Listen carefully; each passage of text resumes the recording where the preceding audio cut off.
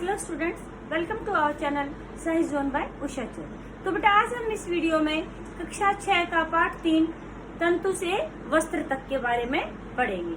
तो बेटा देखो, आप कभी कपड़े की दुकान पर गए होंगे या फिर दर्जी की दुकान पर, आपने देखा है क्या क्या सभी कपड़े एक जैसे हैं? कभी उनको छू कर देखा होगा आपने, नहीं देखा तो देखना। कोई ऐसे चिकना लगता है कपड़ा छूने पर, कोई ऐसे खुरदरा लगता है, कोई मोटा होता है, कोई पतला होता है, किसी को पहनने से हमें गर्मी लगती है, कोई हमें ठंडा ठंडा लगता है। तो मतलब कपड़े की बहुत सारी प्रकार है, कपड़ों में विविधताएं हैं। तो हमारे पाठ का नाम है तंतु से वस्त्र तक, यानी कि यहाँ पाठ से नाम से ही क्लियर हो रहा है कि जो वस्त्र तंतु से वस्त्र कैसे बने, कि वस्त्र जो बनते हैं उनकी स्टार्टिंग कहाँ से होती है? तंतु से। तो तंतु क्या होगी? वस्त्र बनाने की सबसे छोटी इकाई। तो तंतु क्या चीज होती है, बात आती है। वस्त्र तो सबने देखे हैं, जैसे अब देखिए मेरे पास एक छोटी सी कपड़े का पीस है। तो ऐसे ही कोई भी कपड़ा हम लें तो किससे मिलकर बना है? धागों से मिलकर बना है। तो कपड़े तो धागे से बनते, फिर तंतु कहाँ से आ गई? अब देखिए कपड़े में जैसे हमने कोई छोटा सा पीस लिया तो उसमें जैसे हम ऐसे खींचते हैं तो क्या निकल जाता है? ऐसे धागे निकलते हैं। जैसे अब देखिए ये निकल गया ना, इसको खींचने से ये धागा निकल गया। अब धागे को भी जैसे हमारे कपड़े यानी कि किससे मिलकर बने? अभी हमने देखा धागे से बने हैं। अब धागे को हम जैसे एक सिरा ऐसे रखें और दूसरे सिरे को ऐसे ऐसे रगड़ेंगे तो क्या हो जाएगा कि धागे में से और छोटी छोटी संरचनाएं निकलेंगी, बिल्कुल पतली पतली लड़ियां निकल जाती हैं। तो जिन्हें हम क्या कहते हैं? तंतु कहते हैं। कई बार क्या होता है कि हम सुई में धागा डालते हैं बेटे, वो धागा अच्छे से नहीं डल पाता है। क्यों? कि धागे की कई लड़ियां बिखर जाती हैं, यानी कि वो लड़ियां क्या हैं? तंतु हैं। हमें देखने में ऐसा लगता है कि धागा सबसे पतली संरचना है, सबसे छोटी संरचना है, लेकिन हम धागे को भी पकड़ करके ऐसे ऐसे रगड़ेंगे तो उसका दूसरे वाला जो सिरा होता है उसमें से छोटी छोटी लड़ियां निकल जाती है। अब देखिए जैसे यहाँ पर इसमें से आपकी लड़ियां ये अलग अलग छोटी छोटी और पतली निकली हुई है, दिखाई दे रहा है आपको? तो ये पतली लड़ियां क्या है? तंतु हैं। तो यानी कि बात हमारी क्या हुई? तंतु मिलकर क्या बना रहे हैं? धागा, जिसको तागा भी बोलते हैं। और तागे से यानी कि धागे से हमारा क्या बन रहा है? वस्त्र बन रहा है। तो समझ में आए?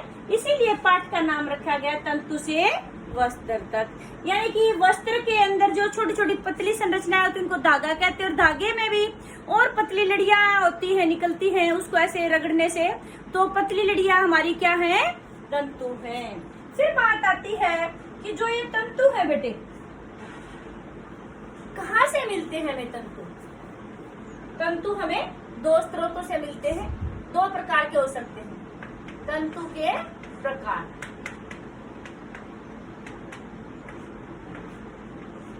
प्राकृतिक तंतु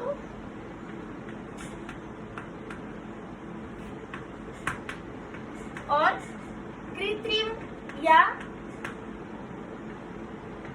संश्लेषित तंतु बोल सकते हैं।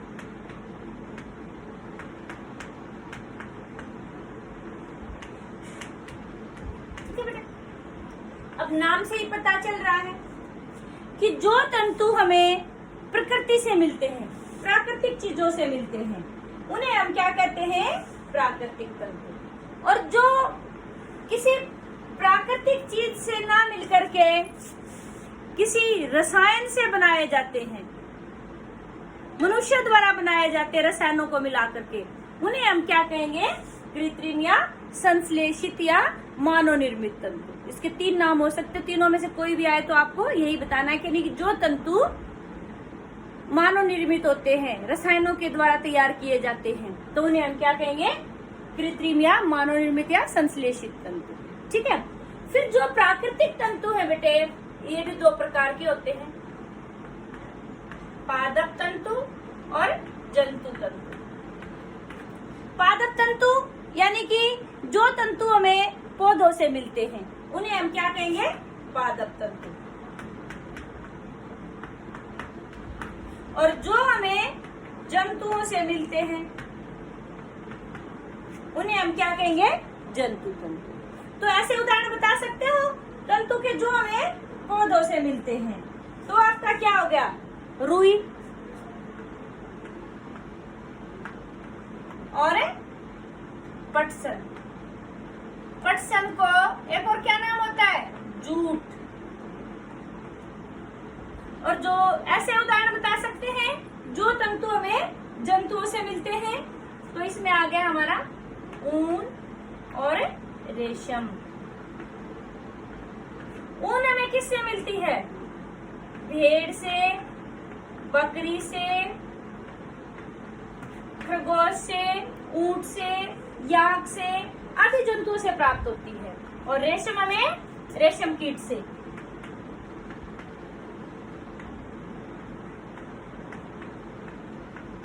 समझना है मेरी बात? तो यानी कि जो हमारे प्राकृतिक तंतु दो प्रकार के, मान लो हमें पौधों से मिलते तो पादप तंतु कहलाएंगे, जंतुओं से मिलते तो जंतु तंतु कहलाएंगे। और पौधों से मिलने वाले उदाहरण हो गए हमारे रुई और पटसन, और जंतुओं से ऊन और रेशम। ठीक है, जो रुई है वो हमें कपास के पौधे से मिलती है और पटसन हमें पटसन के पौधे से ही मिलता है। और जो ऊन है हमें भेड़, बकरी, ऊंट और या खरगोश आदि से मिलती है। और जो हमारी जो रेशम है, रेशम कीट का जो कोकून होता है उससे खींच करके ये बनाई जाती है। अच्छा, संश्लेषित तंतु के आपसे कोई उदाहरण पूछे, ये तो थे हमारे थे प्राकृतिक तंतु के उदाहरण। तो संश्लेषित के हमारे क्या कहेंगे हम? नायलॉन, पॉलिस्टर,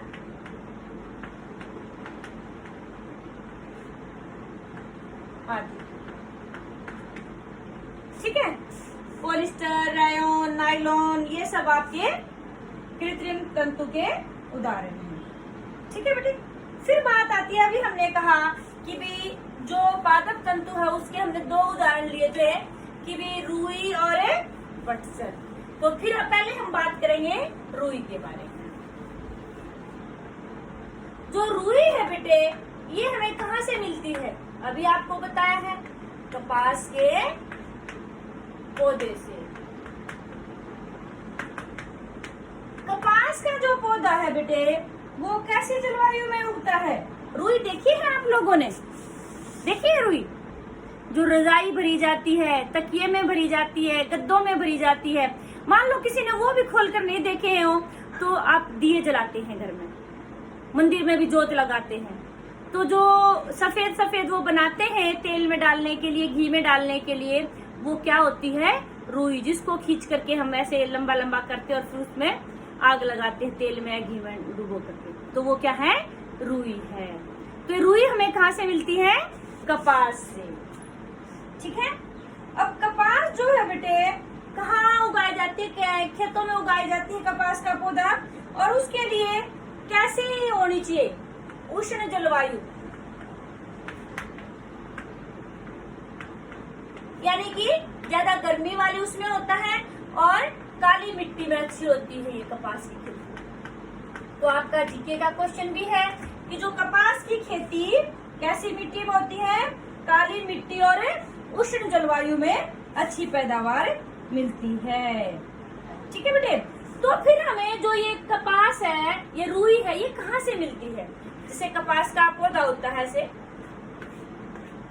तो उसके वहां पर क्या होता है? ऐसे छोटे मोटे मोटे ऐसे गोलक लग जाते हैं। आपके एनसीईआरटी में दिया भी हुआ है किताब में, नींबू जैसे ऐसे गोल गोल लगे होते हैं, उनको कपास गोलक बोलते हैं। जब ये पककर तैयार हो जाते हैं बेटे, तो ये अपने आप खुल जाते हैं ये, और इसके अंदर सफेद सफेद रुई जाए, मतलब जैसे बर्फ जैसे ऐसे लगते, दूर से देखो तो कपास के खेत को कि जैसे बर्फ फैली हुई है। तो इस तरह की संरचना आपको दिखाई देगी कपास के पौधे के उसमें। ठीक है, तो ये जो कपास है, यानी कि कपास जो ये क्या है? फल है उसका गोलक। ठीक है, और इसमें क्या होता है कि जब ये पककर तैयार हो गया अपने आप खुल जाता है, ऐसे 4 पार्ट बन जाते हैं इसके, ऐसे 4 पार्ट बन जाएंगे और उसके अंदर कपास होती है, रुई होती है। रुई के अंदर क्या होते हैं? इसके बीज होते हैं, जिसको क्या कहा जाता है? पिनोला। रुई के बीजों को क्या कहा जाता है? कपास के बीजों को बिनोला। ठीक है बेटे, तो आपने देखा होगा कि जो कपास है पौधे से हाथों के द्वारा हस्तचैन से निकाली जाती है पौधे से, और आजकल इसको मशीनों से भी निकाला जाता है। फिर उसके बाद जैसे जो हमने रुई निकाल दी, कपास निकाल दी इस पौधे से, उसके अंदर अभी बीज भी हैं, तो कंकृत में या फिर हाथों से क्या करते हैं, एक मशीन आती है, उसमें से बीजों को रुई से अलग किया जाता है। तो ये प्रक्रिया पौधे से कपास निकालना और फिर कपास यानी कि रुई में से बीजों को अलग करना, कपास के बीजों को, तो इसको क्या कहते हैं? कपास ओटना। समझ में आया? पौधे से कपास को निकालना और फिर कपास में से यानी कि रुई में से उसके बीजों को यानी कि बिनोले और रुई को अलग अलग करना। ये किससे? आजकल मशीनों से किया जाता है, पहले कंकृतन से करते थे। तो ये प्रक्रिया क्या कहलाती है? कपास ओटना।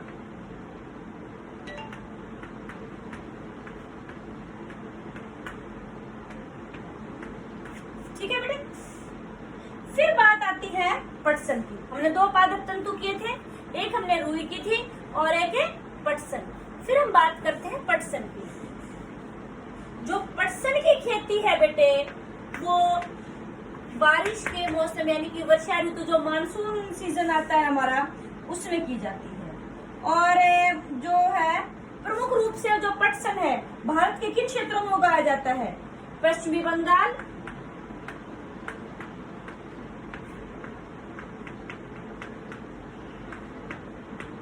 बिहार,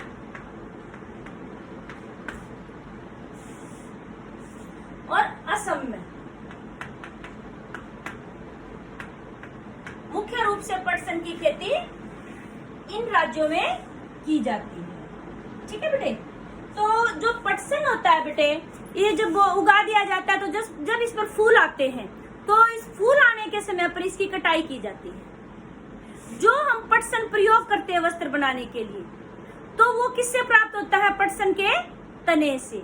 जैसे हमने बात की थी कि जो रुई है हमें कहाँ से मिलती है? कपास के फल से। और पटसन कहाँ मिलेगा? जो हम वस्त्र के लिए उपयोग करते हैं पटसन तंतु, पटसन के तने से।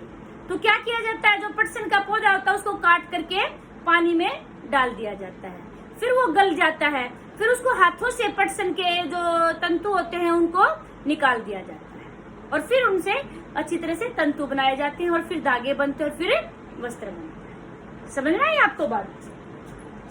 तो फिर बात आती है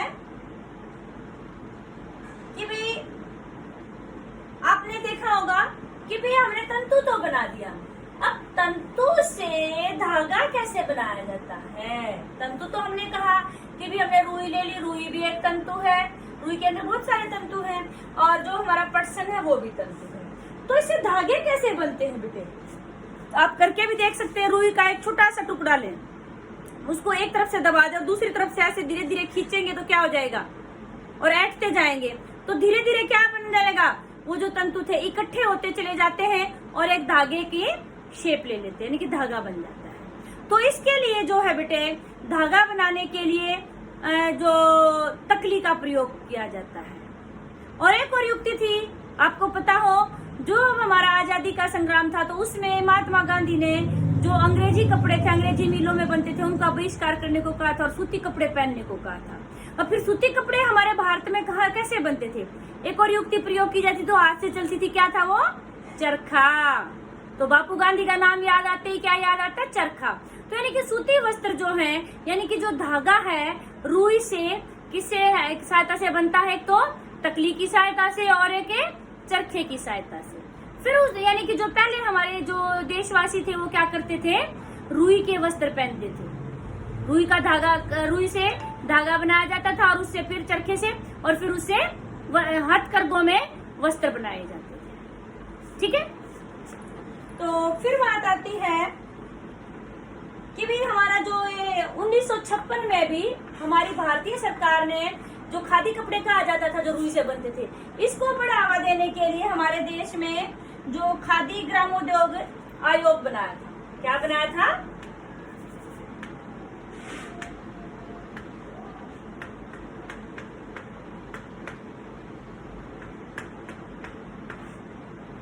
खादी ग्रामोद्योग। कब बनाया था ये? 1956 में। किस लिए बनाया था? सूती, जो हमारे सूती वस्त्रों को बढ़ावा देने के लिए। फिर बात आती है कि हमने तंतु से धागा तो बना लिया बेटे, अब धागे से वस्त्र कैसे बनते हैं? क्योंकि हमें तो तंतु से वस्त्र तक पहुंचना है, अभी तो तंतु से हमने धागा बनाया है, तो धागे से वस्त्र कैसे बनते हैं? यानी कि धागे से वस्त्र दो विधियों द्वारा बनाए जाते हैं बेटे। इसमें आती है हमारी मुख्य रूप से, वैसे तो कई विधियां हैं, लेकिन प्रमुख रूप से हम दो विधियों के बारे में बात करेंगे इस पाठ में। एक तो बुनाई और एक बंधाई। ठीक है,